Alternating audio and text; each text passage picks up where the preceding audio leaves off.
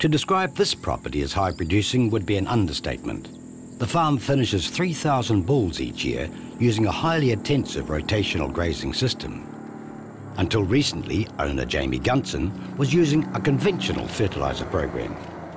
Historically, under conventional fertilisers, we were using 30 units of P, which was maintenance, about between 80 and 100 units of N once we got into the bull systems. And then we were putting on sort of lime. Instead of using P, about every 5 years we would put lime on instead of P. And that's what historically what we were using. We found after a while in the intensive bull systems that we were getting some compaction layers.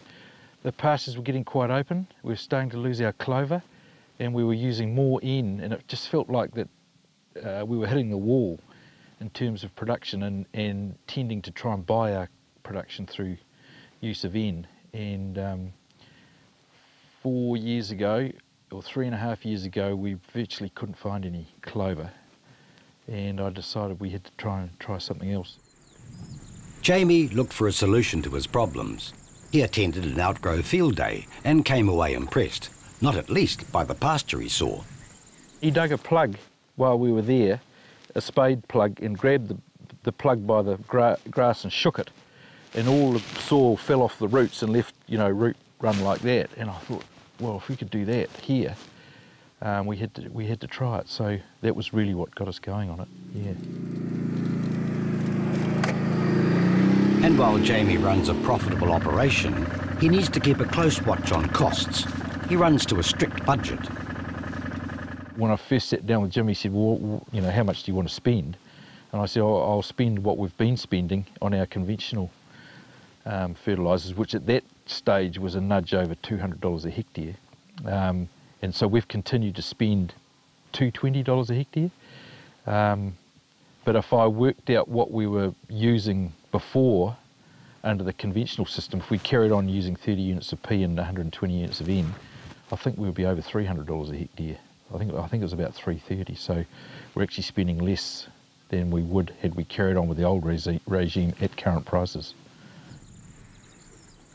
The biggest changes that we've noticed above ground is the clovers come back, and then that's been a general Hawke's Bay thing this year, but the real difference is the erectness of the clovers. They're all growing, very erect. They're not flat down on the sward. This is quite a high cover in here. And the other thing is this wild plantain, which we used to call flatweeds and would be flat in the sward in the open parts, is now erect and growing and become part of the sward. So everything is just growing more erect and become part of the diet.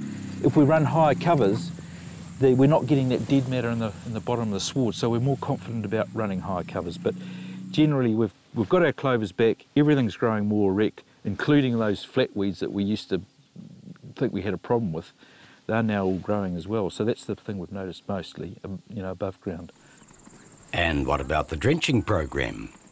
In fact, this autumn we haven't done any pour-on, we haven't done any drenching, and we haven't used any copper because our clover levels are, right up there. So the only thing we've done is just used a 6-in-1 vaccine and tagged them into their weight ranges. Sit down. And Jamie Gunson has some practical advice for farmers contemplating using the Outgro biological system. Just try it.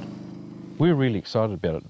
The combination of the biological fertilisers and diverse pastures, we're really, really excited. Yeah, we think we're going to be lifting another level. Yeah.